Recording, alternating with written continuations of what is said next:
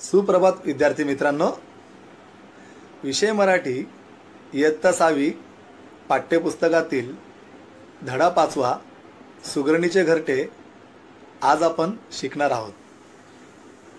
विद्यार्थी मित्रांनो, निवाऱ्यासाठी, संरक्षणासाठी तसेच अंडी घालण्यासाठी व त्यामधून बाहेर येणाऱ्या पिल्लांचे पालनपोषण करण्यासाठी पक्षी जी रचना बांधतात, जे घर बांधतात, त्या रचनेला, त्या घराला घरटे असे म्हणतात।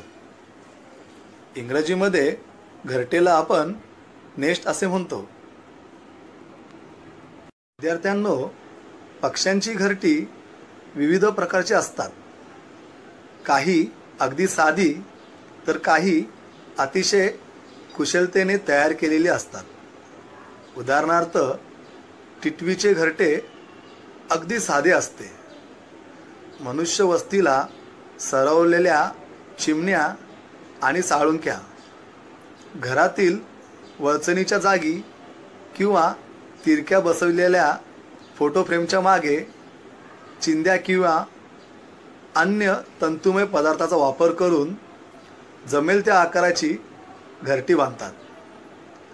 कबुतरे इमारतीमध्ये मिळेल त्या जागी अंडी घालण्यासाठी काड्या काट्याकांचा वापर करून आपली ओबडधोबड घरटी तयार करतात।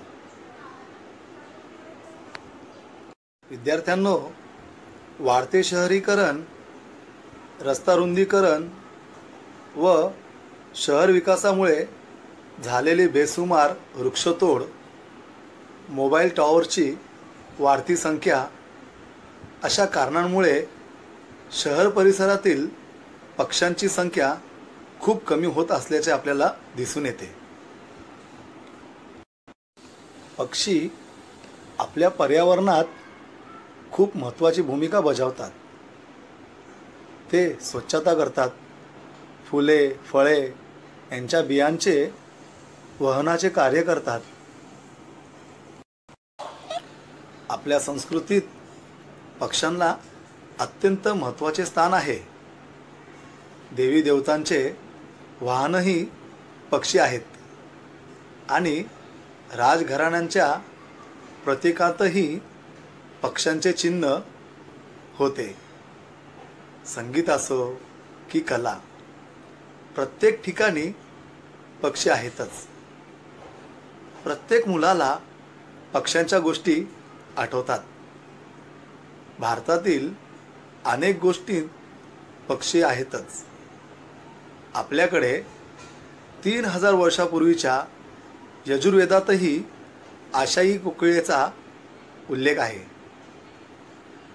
विद्यार्थ्यांनो, पक्षी आपले सहकारी आहेत, शारीरिकदृष्ट्याही आणि सांस्कृतिकदृष्ट्याही। विद्यार्थ्यांनो, अशाच एका सुगरण पक्षाची आपण माहिती घेणार आहोत। सुगरण पक्षी घरटी बांधण्याच्या कलेसाठी प्रसिद्ध आहे, म्हणून सुगरणीचे घरटे पाहण्यासारखे असते। सुगरण पक्ष्यांचे घरटे म्हणजे उत्तम कारागिरीचा नमुना, म्हणूनच त्या पक्षाला सुगरण हे नाव मिळालेले आहे।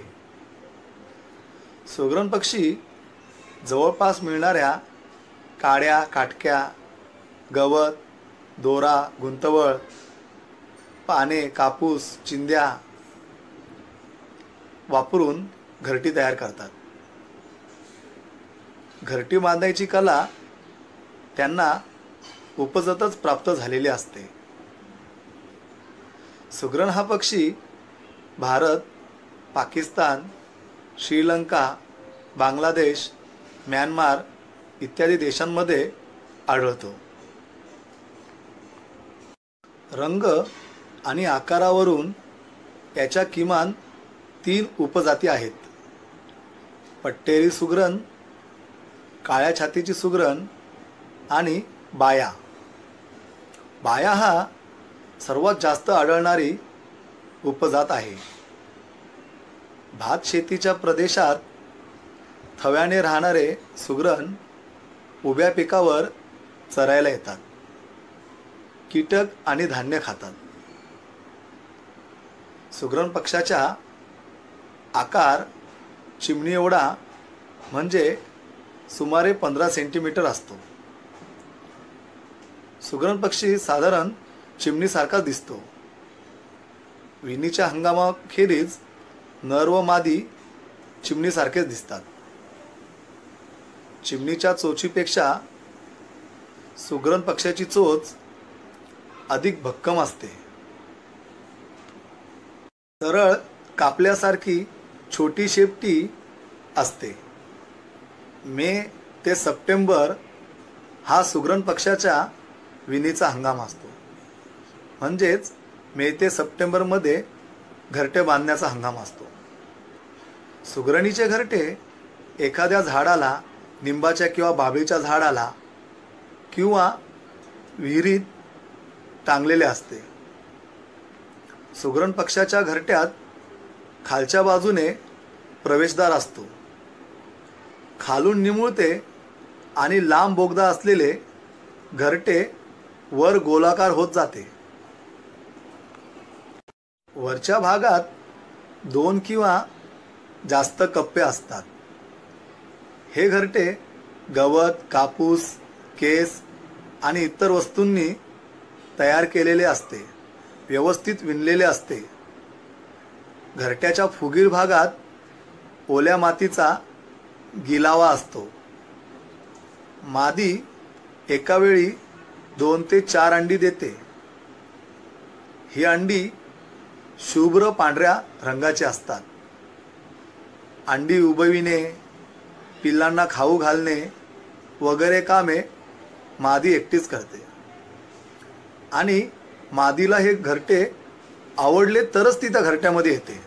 विद्यार्थ्यांनो, या सुगरण पक्षाची माहिती सुगरणीचे घरटे या पाठातून आपण घेऊया.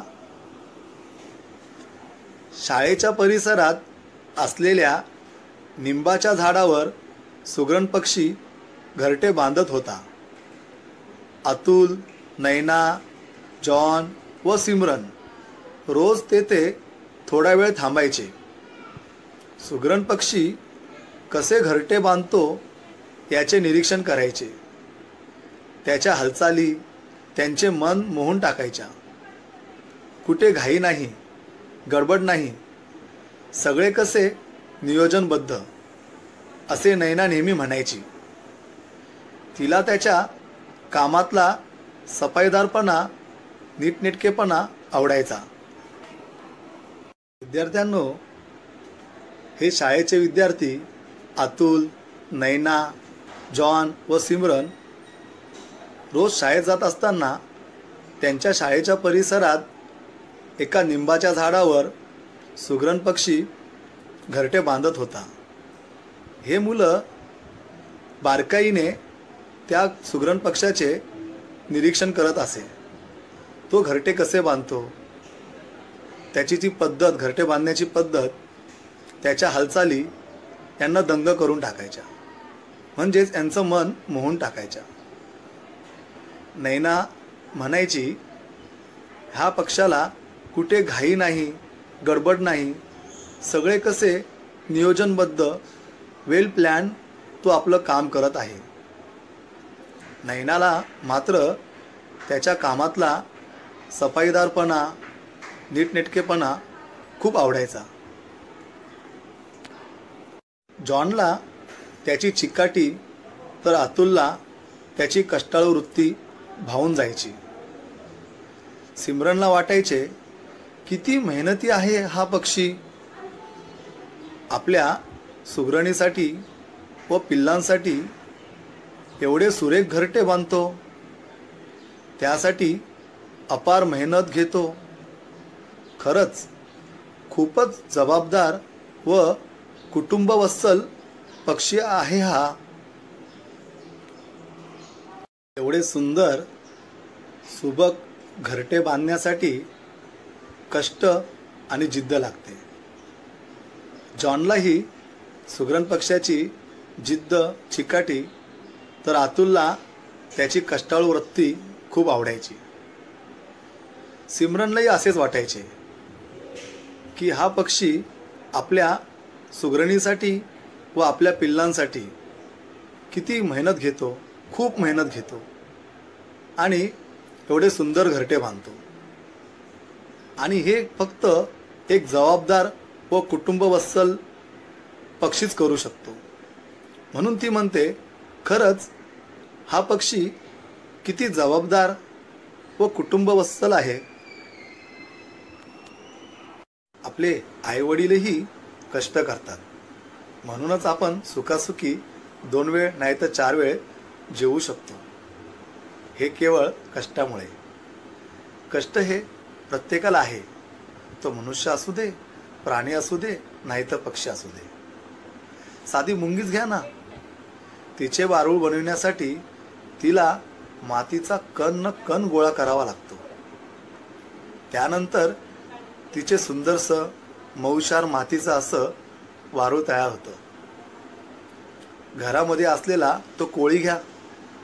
कोळीने घरामध्ये जे जाळे विणलेले असतं, किती वेळा आपली आई ते काढून टाकते, पण पुन्हा कष्टाने मेहनतीने तो दुसऱ्या दिवशी एका रात्रीतून पुन्हा बनवतो. विद्यार्थ्यांनो, निसर्गाचा हा नियम आहे. या पृथ्वीवर जो येतो त्याला कष्ट करावेच लागते. या जगामध्ये कोणीही असा व्यक्ती नाही आणि कोणी पशु नाही ज्याला कष्ट करावे लागत नाही. एखाद्या वाघाला जरी भूक लागली तर त्याला शिकार करावीच लागते, त्याला झेप घ्यावी लागते, त्याला त्याचे पोट भरण्यासाठी शिकार करावी लागते. पक्ष्यांनाही आपल्या पिल्लांना वाढवण्यासाठी चोचीमध्ये त्याला दाना गोळा करून आणावा लागतो. आपल्या पिल्लांना त्या चोचीने भरवावे लागते. जसं हे सुगरण पक्षी, त्यांनी इतक्या मेहनतीने त्याचं छोटंसं घरकुल त्याने बनविले आहे आणि त्याच्या मेहनतीतूनच इतके सुंदर खालून निमुळते, मध्यभागी फुगीर आणि पुन्हा वरती निमुळते आपल्या पिल्लांसाठी त्याने छान घरटे तयार केले आहे. ही मेहनत आपणही आपल्या आयुष्यात केली पाहिजे.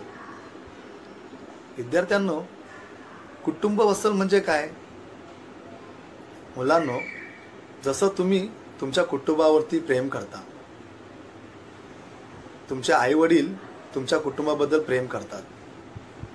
प्रत्येकाला आपल्या कुटुंबाबद्दल प्रेम असते, आपुलकी असते, माया असते, एकमेकांबद्दल जिव्हाळा असतो.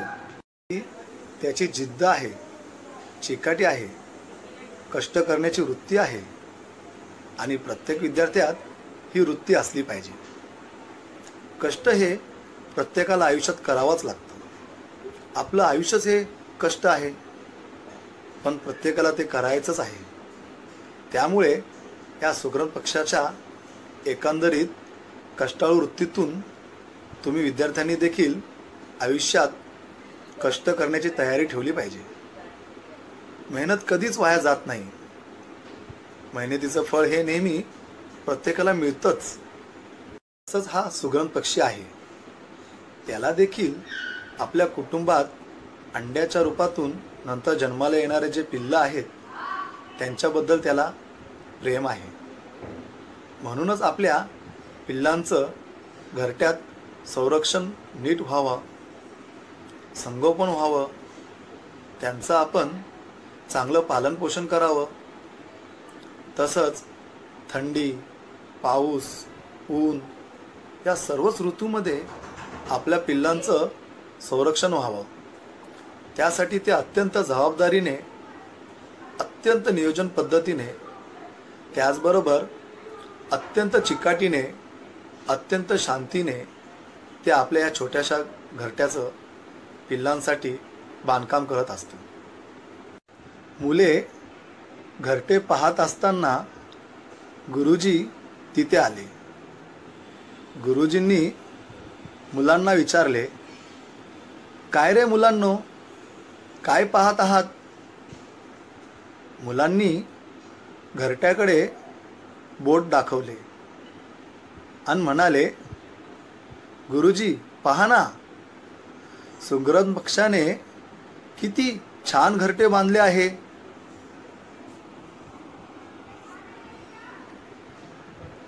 गुरुजींनी घरट्याकडे पाहिले. ते मुलांना म्हणाले, मुलांनो, सुग्रण पक्षी नीट नेटके आणि मजबूत घरटे बांधतो. गवताच्या बारीक पण चिवट काड्या गोळा करतो आणि आपल्या चोचीने सुबक व भारी घरटे विणतो.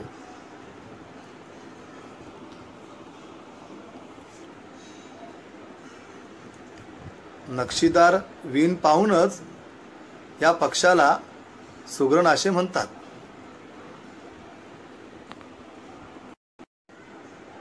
नक्षीदार विण पाहूनच या पक्षाला सुग्रण असे म्हणतात. अशी सुबक आकाराची सुरेख घरटी तो बांधत असतो. सुग्रण मादी त्याचे निरीक्षण करते. राहण्यास योग्य व मजबूत असेल अशा घरात राहणे ती पसंत करते. नीम बाभळीच्या झाडाच्या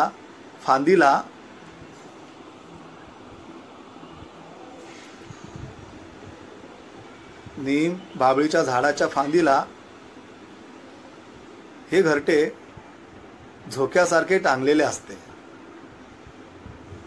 वादळातही हे घरटे शाबूत राहते. त्याच्या घरट्याची सर कोणत्याही इतर पक्षाच्या घरट्याला येत नाही. गुरुजींनी सुग्रण पक्षाची वाखाणणी केली. मुले हे सुग्रणीचे घरटे बघत असताना अचानक मात्र तिथे गुरुजी आले आणि गुरुजींनी मुलांना विचारले, मुलांनो, तुम्ही काय बघत आहात? त्यावेळी मात्र मुलांनी न कळतच जे सुग्रणीचे घरटे ते बघत होते त्यांनी काय केले, त्याकडे बोट दाखवून सरांना ते घरटे दाखवले आणि म्हणाले, गुरुजी, आम्ही सुग्रणीचे घरटे ती कशा पद्धतीने बांधत आहे ते बघत आहोत. गुरुजी पण म्हणाले, पहा ना, खरंच ही सुग्रण पक्षी किती सुंदर घरटे बांधतो. म्हणून गुरुजींनीही त्या सुग्रण पक्षाचा काय केलं, कौतुक केलं. त्याच्या मेहनतीचं, त्याच्या नियोजनबद्ध पद्धतीचं, त्याच्या कष्टाचं आणि मात्र आपल्या पिल्लांसाठी त्याच्या मनात असलेलं त्याचं प्रेम, त्या प्रेमाखातर त्या सुग्रण पक्षाची धडपड, ते घरटे बांधण्यासाठी त्याची ती मेहनत, हे सगळं मात्र तिथे दिसून आलं. म्हणून सरांनी देखील तिथे काय केले, आपले विचार मांडले. त्यांनी त्या घरट्याकडे पाहिले आणि त्या घरट्याकडे बघून त्यांनी मात्र न कळतच मुलांनाही एक छान संदेश दिला. बघा मुलांनो, ज्याप्रमाणे सुग्रण पक्षी इतके छान नीटनेटकेपणाने आणि अत्यंत मजबूत असं घरटे तो बांधतो. वेगवेगळ्या वस्तू तो त्याच्यासाठी वापरतो. गवताच्या बारीक परंतु चिवट काड्या तो गोळा करतो आणि आपल्या त्या छोट्याशा चोचीने तो मात्र अत्यंत सुबक असे, अत्यंत सुंदर असे घरटे हळूहळू तो विणतो. छान नक्षीदार विण बघूनच मात्र त्या पक्षाला खरं तर सुगरण नाव इथे दिलेले आहे. कारण सुगरण म्हणजे काय? एखाद्या कामामध्ये तरबेज असणे, एखाद्या कामामध्ये हुशार असणे. म्हणतो ना आपण, एखाद्या बाईच्या हाताला चव असते आणि तिचा जर स्वयंपाक खूप छान असेल तर आपण म्हणतो ना की ती सुगरण आहे बाबा स्वयंपाकामध्ये, म्हणजेच हुशार आहे, म्हणजे छान जेवण करते. तसंच हा जो सुगरण पक्षी आहे तो देखील आपलं काम मात्र इतकं सुंदर करतो, इतकं सुंदर तो चोचीने बारीक जशी तो गवताची काडी घेऊन येतो आणि तो ते विण तयार करतो. म्हणूनच त्याला सुगरण पक्षी असे म्हणतात. आणि हे सगळं गुरुजी मात्र मुलांना सांगत असतात. त्याचबरोबर तिचं ते घरट्याचा तो सुंदरसा आकार आणि ती सुगरण मादी जी असते ती आता अंडी घालणार आहे, ती मात्र त्या आपल्या पक्षाचं निरीक्षण करत असते. खरंच आपला हा पक्षी जो नर आपल्यासाठी किती सुंदर व मजबूत असं घरटे बांधत आहे.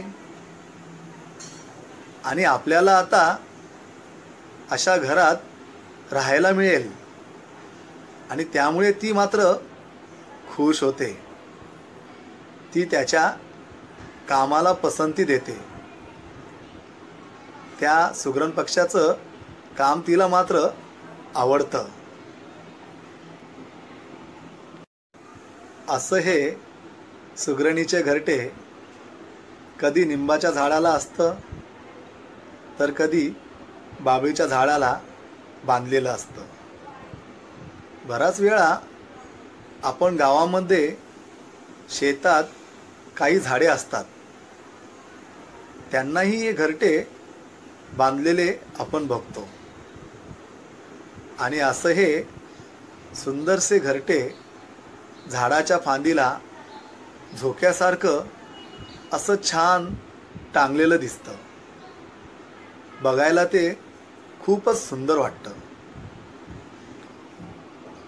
बघा, आपल्या घरामध्ये शोपीस म्हणून असं सुगरणीचे घरटे आपण कधी घरी आणतो.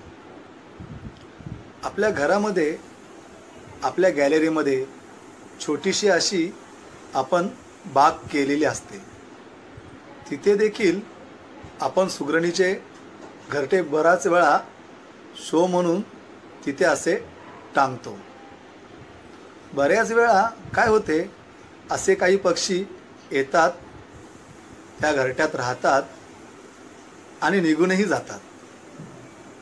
तो एक छान अनुभव इथे आपल्याला मात्र मिळतो. आणि हे घरटे इतके मजबूत असतं, इतके मजबूत असतं की वादळ जरी आले तरी देखील वादळामध्ये जसंच्या तसं शाबूत राहतं.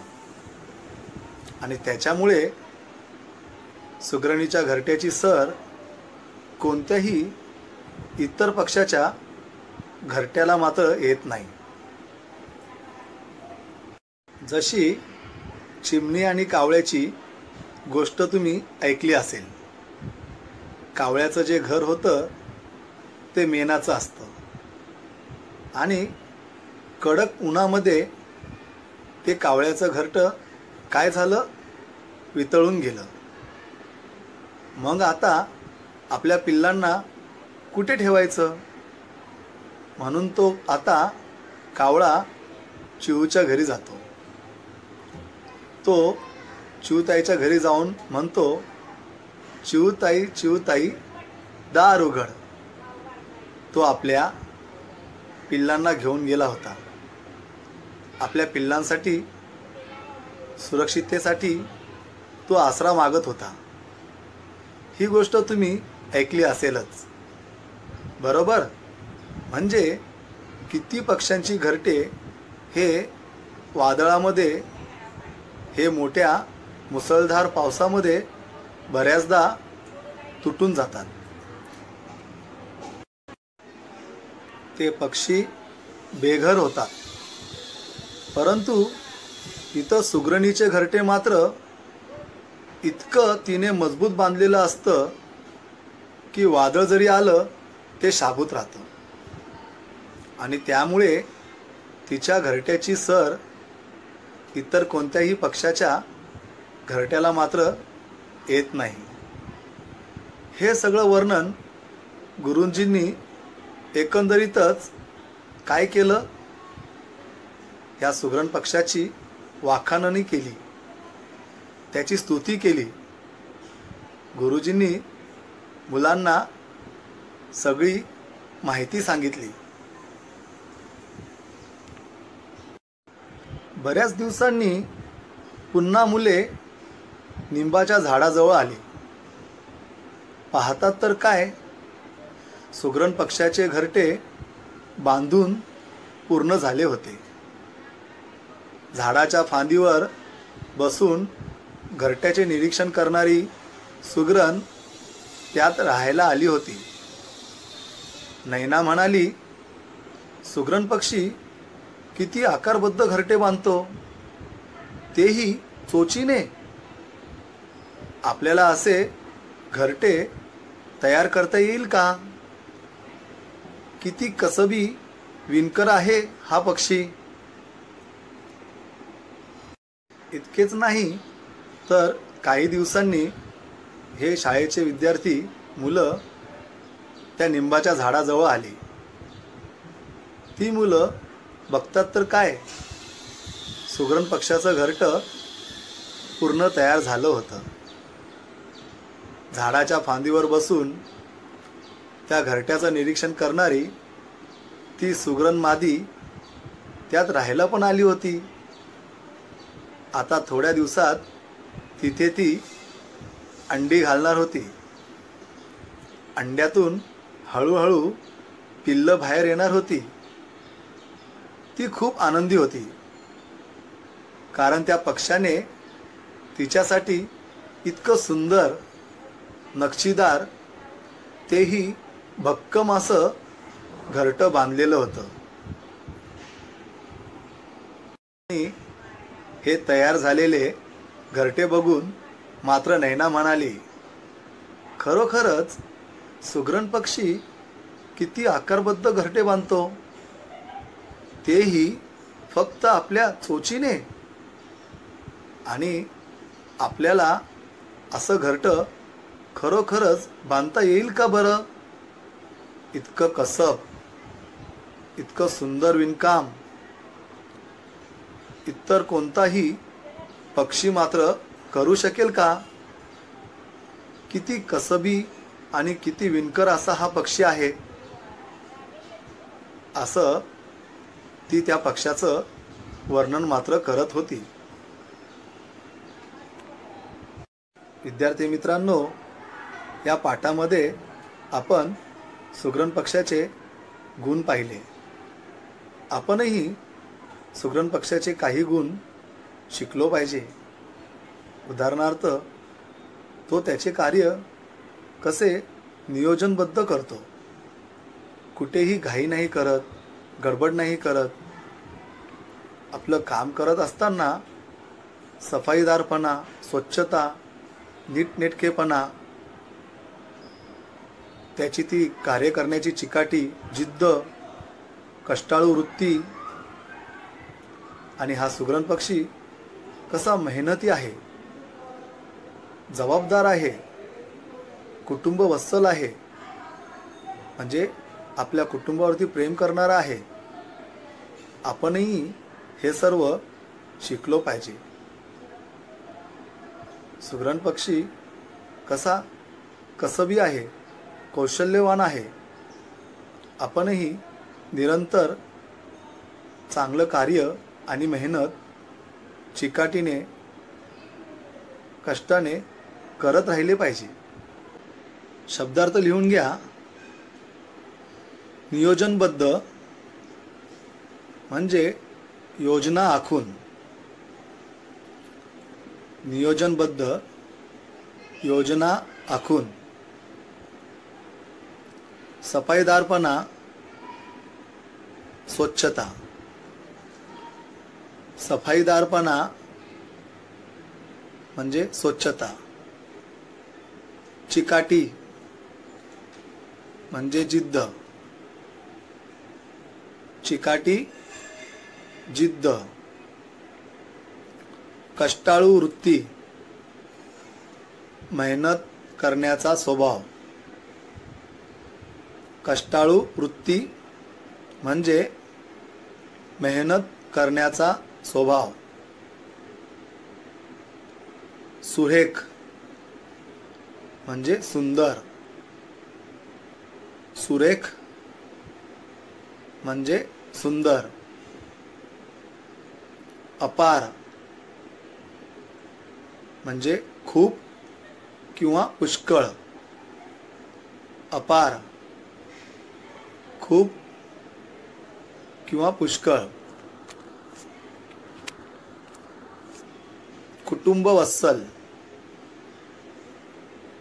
कुटुंबाविषयी प्रेम असलेला. शब्दार्थ मजबूत, पक्के. मजबूत, पक्के. सुबक, सुंदर. सुबक, सुंदर. शाबूत राहणे, टिकून राहणे. शाबूत राहणे, टिकून राहणे. सर येणे, बरोबरी करणे. सर येणे, बरोबरी करणे. चिवट काड्या, न तुटणाऱ्या काड्या. लवचिक काड्या. न तुटणाऱ्या काड्या, लवचिक काड्या. वाखाणणे, स्तुती करणे. स्तुती करणे. कसब, कौशल्य. कसब, कौशल्य. विणकाम, धागे एकमेकात गुंफून विणण्याचे काम. विणकाम म्हणजे धागे एकमेकात गुंफून विणण्याचे काम. सर येणे, बरोबरी करणे. भारी, मूल्यवान. भारी, मूल्यवान. विण, गुंफण. विण, गुंफण. मादी, पशुपक्ष्यांमधली स्त्री जात. मादी, पशुपक्ष्यांमधील स्त्री जात. वादळ, तुफान. वादळ, तुफान. आकारबद्ध, चांगल्या पद्धतीने बांधलेला. चांगल्या पद्धतीने बांधलेला. आता आपण मूल्य पाहूया. पहिले निसर्गाचे निरीक्षण करावे. कोणतेही काम नियोजनबद्ध करण्याचा प्रयत्न करावे. कोणतेही काम नियोजनबद्ध करण्याचा प्रयत्न करावे. सफाईदारपणा व नीटनेटकेपणा अंगी बाणवा. कोणतेही काम चिकाटीने करावे. आपल्या अंगी मेहनती आणि कष्टाळू वृत्ती असली पाहिजे. माणसाने जबाबदार व कुटुंबवत्सल असले पाहिजे. माणसांमधील निसर्गप्रेम वाढले पाहिजे. माणसांमधील निसर्गप्रेम वाढले पाहिजे. प्रत्येक नागरिकाने किमान एक झाड लावून ते जगवावे. प्रत्येक नागरिकाने किमान एक झाड लावून ते जगवावे. फूल व फळे देणारी झाडे लावावी. फूल व फळे देणारी झाडे लावावी. झाडे व घरांच्या छतांवर पक्ष्यांना पाणी पिण्याची सोय करून ठेवली पाहिजे. झाडे व घरांच्या छतावर पक्ष्यांना पाणी पिण्याची सोय करून ठेवली पाहिजे. धन्यवाद विद्यार्थी मित्रांनो.